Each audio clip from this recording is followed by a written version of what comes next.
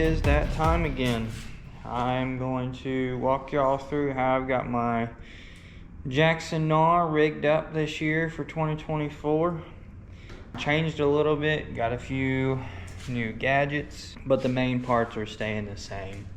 I just wanted to kind of showcase a few little things to hopefully help better my season this year. So here you go. All right, starting off up front, still running the one objective mount for the XI3.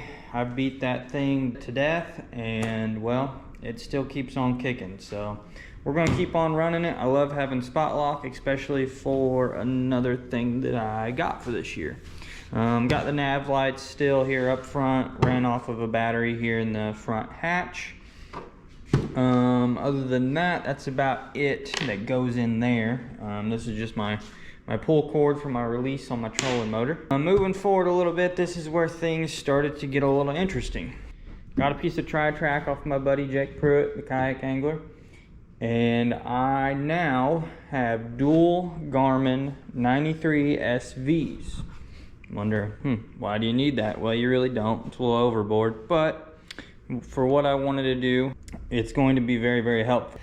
This unit will be running my side scan, down scan, mapping.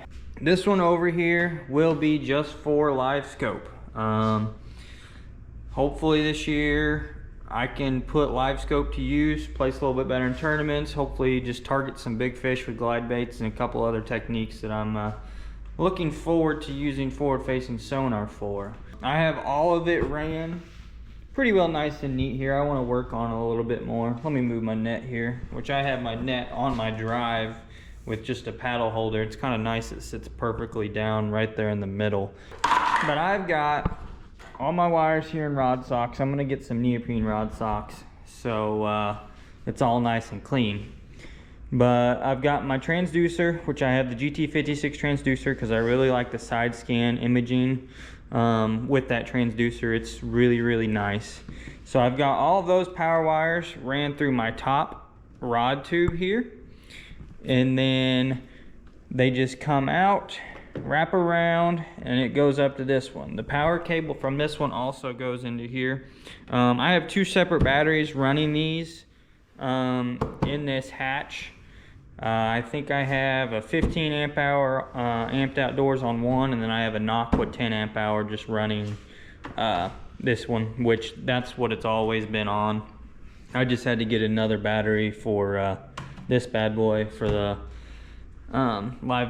live sonar, because it takes a lot of power, and that's why I have another battery back in the back to help power that bad boy. I've got my transducer cable. Actually, it would be my networking. I have my networking cable ran here just to keep some of it bunched up and out these little attachments here. It kind of helps for just keeping your wires nice and clean. I'm going to try to find something so it stays a little bit lower, nothing gets tangled up or anything. But the nicest thing about this setup I got here, the way I have it set up right now, it clears the pedals and everything. I can even tilt these back just a little bit more to keep the screens away.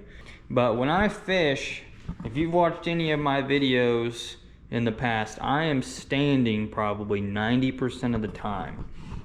So what is nice, with the way I've set these graphs up, I have full mobility of these graphs. I can bring them up here, right up here to my face to where I can see them. Nice and easy. I can move them back. I can completely take one of them off if I want to and just have my live sonar, or if I don't want to take live sonar, I can just not bring that one. But it's really, really nice that I've got these Yak Attack mounts here that I got from Eco Fishing Shop.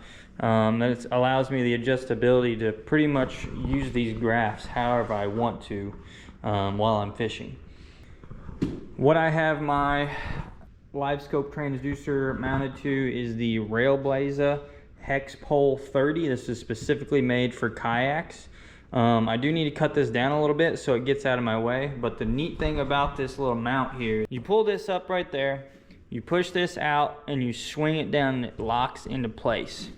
And then you have your little arm and your arrow and it tells you which way your beam is pointing with your live sonar, and it's really, really nice. It's not squeaky.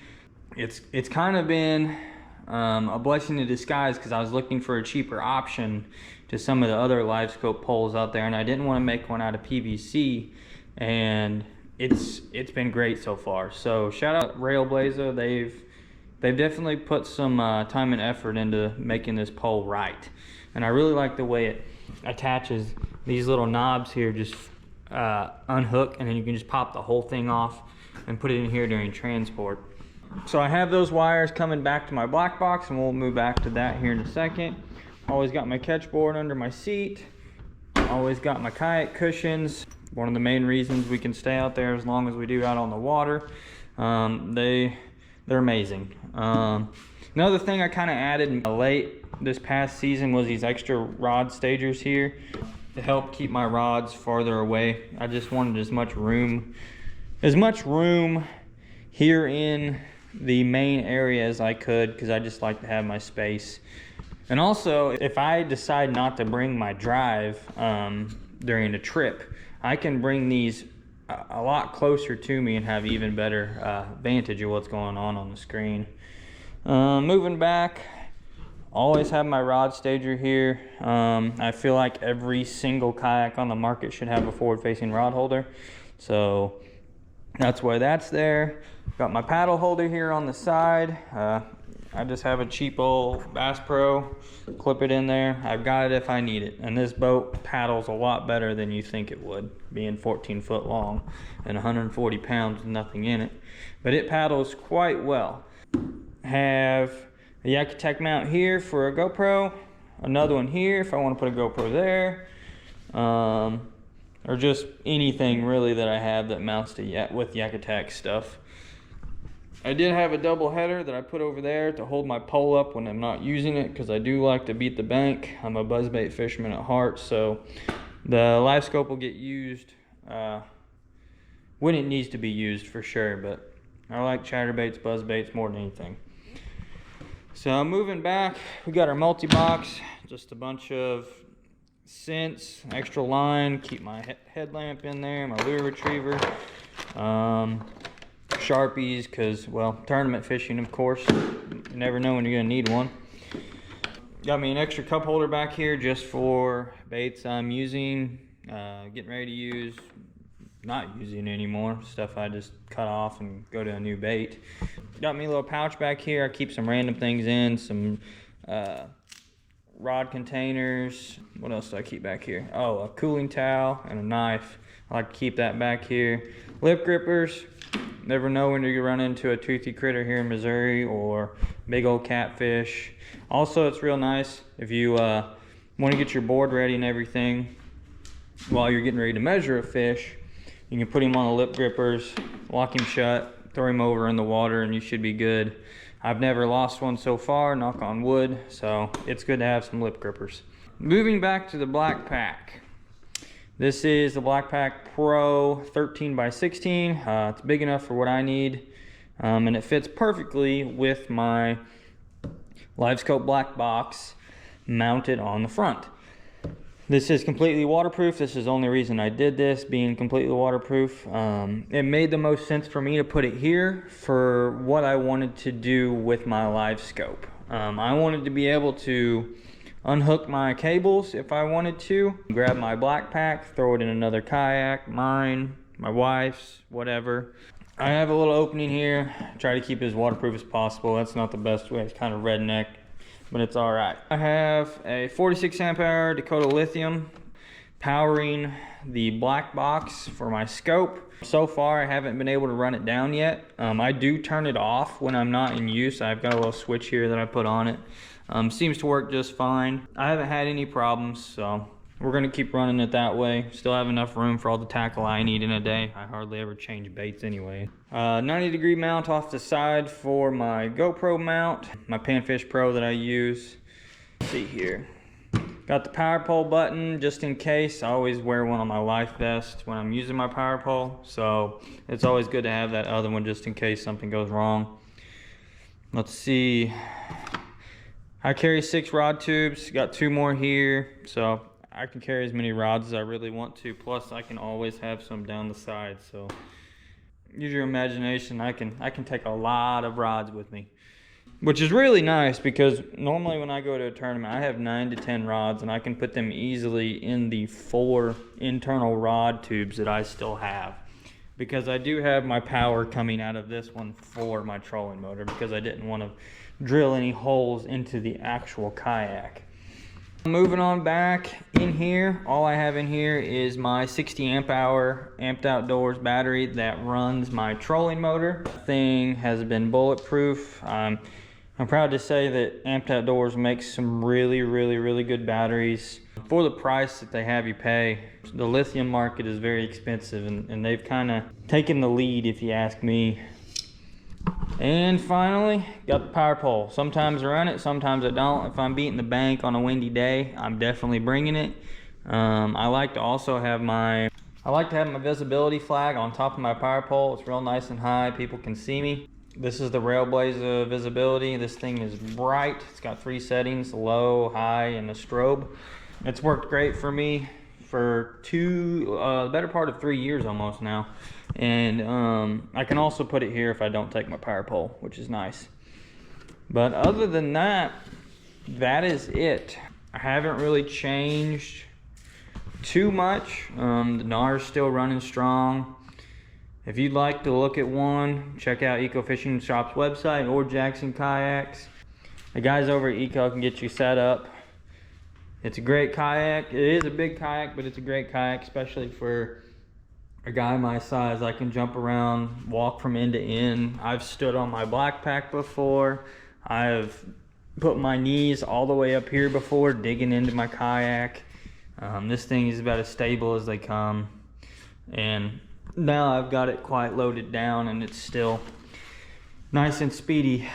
That is my setup for 2024. A few things might change between now and really getting into tournament season, but this is pretty well going to be how I run it. It's been a great kayak the past year, and I can't wait to see the adventures that I get to go on this year. And that is the setup for this year. This is a 2022 Red Dawn Jackson Knarr. The cool thing is they are coming back out with this color for the 2024 lineup. So if you want a completely red Knarr like this one, you can get one again. And it won't have to be a special edition order either. I do have a new Jackson Coosa X that I got from a buddy that I traded my Bite FD for. I just wanted a little bit more of a river kayak, and that's what that one is. I love my wife's Coosa X. That's why I wanted one too, really. It's a very stable platform, and soon I'll be going over the wife's setup again for this next year. She is going to be fishing with me again, so that's pretty cool. I think I added a few things since last time that I made a rigging video for the Coosa X with the NK180. She really enjoys it. The foot steering and everything on that is sweet. It's so fast for a river boat, a lake boat, whatever you want to use that thing for. It's pretty sweet. I'm looking forward to this year. Kind of coming on a revenge tour. This past year really wasn't that great. Had a few decent finishes. Not the ones when I needed them to be decent finishes, but we're going to try to get back after it this year. Proud to be on the Jackson team. Happy to work with Eco in every way, shape, and form, because there's some pretty good guys over there. So if y'all are looking to get into some tournaments in Missouri, please check out Mo-Yak. They've got about a tournament trail this year for everybody, from the main series, the river series, the yak pots, the online series, the Sunday series. We've got it all, so it's pretty cool. I hope y'all can learn something from this video. If you guys have any questions about how I rigged it up, how I set up the dual graphs with the extra piece of tri-track, anything like that, which hopefully that'll be coming out soon for people to buy, please message me. Instagram, Facebook, doesn't matter. I'm normally pretty quick to get back to people if they have some cool and interesting questions about the kayak. I pretty well live and breathe fishing. You can ask my wife.